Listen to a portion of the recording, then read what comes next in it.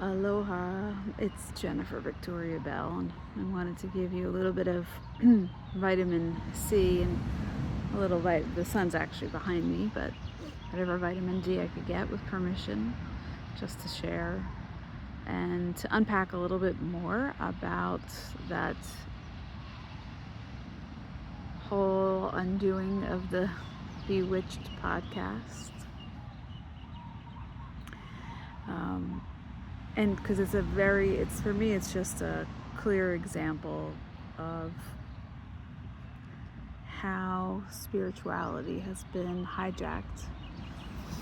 And understand there's a difference, which I've talked about before, between the divine plane of consciousness and the spiritual plane of consciousness. They're different, even though the divine can be found within all planes. Like our job is to bring the divine through, right? God through all things.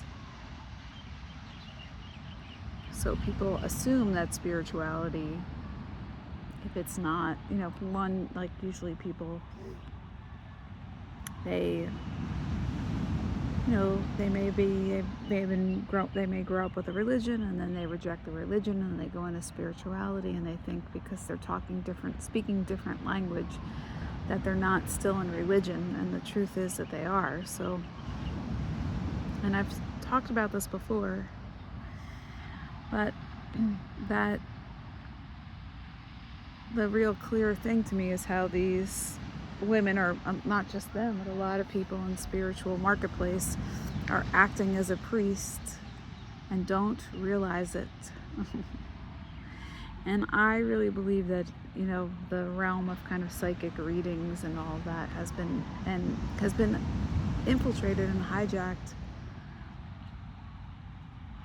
so that we never develop ourselves. We never develop our relationship with God in ourselves, with the divine plane of consciousness that exists within each and every one of us. So it just creates more separation, although people think that they're talking, because they're speaking these terms, they've convinced themselves that they're not disempowering people, they're empowering people. Well, I would argue the opposite, that they are disempowering people. And really the only way forward to have a collective up-leveling in consciousness is to offer people the cultivation of just tuning into themselves, their own energy, and honing their perception. We're going to have a little chicken walk in front of us in a moment. So there's this delusion, right, about spiritual powers and spiritual gifts that, seem to be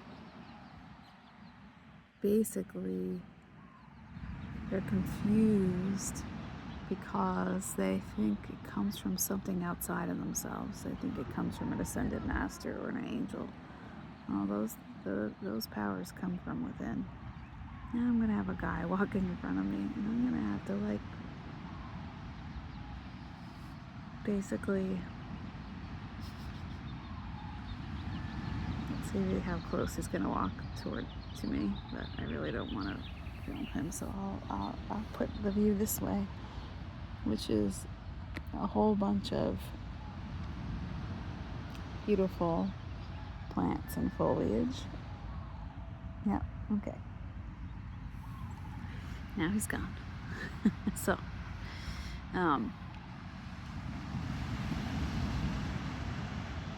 they're putting themselves out there as having all these powers, right? They're so powerful,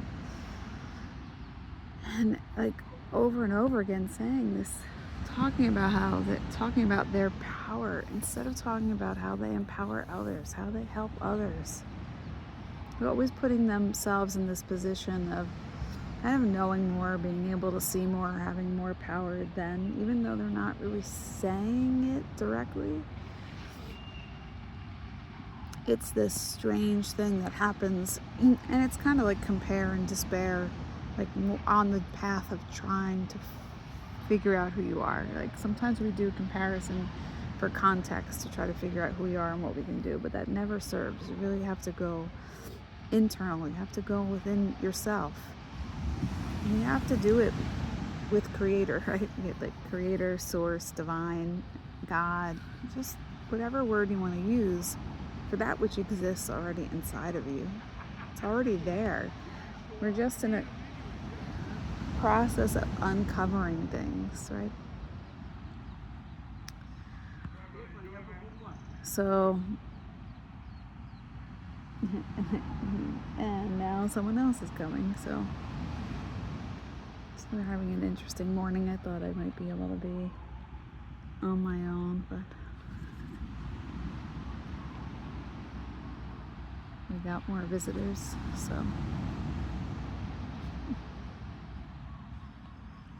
Okay, now I'll resume. So it's very sad for me. It's very sad to see this.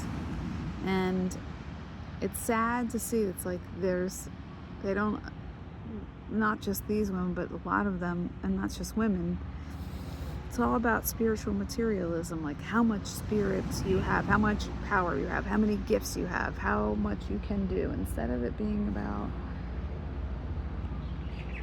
just being able to help the other person with what ails them, with what troubles them, with what feels like it's, something they don't know how to rectify, or how to see God through it, right? How to find God through whatever experience or whatever struggle. So I found it a very liberating thing to listen to. I'm just giving you the cliff notes. It was also hard to listen to. It was hard to listen to these women.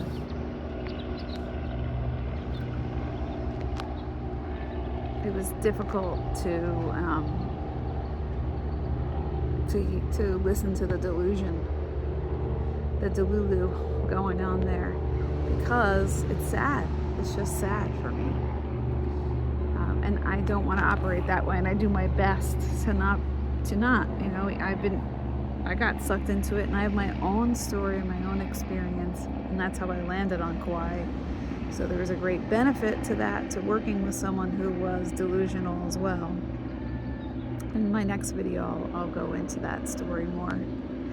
But it's how I got here, so there was some benefit to it. There's always some benefit, there's always some detriment. We have to be able to open our lens of perception to see both. Because also, like, we just don't know, right? We don't know what all the benefits or all the detriment. And part of it is we just need to be able to find God, Creator, Divine, that which we already are in ourselves and in the things that we experience, even if they seem hellish, right? So I hope you've enjoyed this. I hope that it serves you well, and I hope you've enjoyed just my sharing a little bit of my home with you. It's very, very special to me. Okay, lots of joy and aloha. See you guys soon.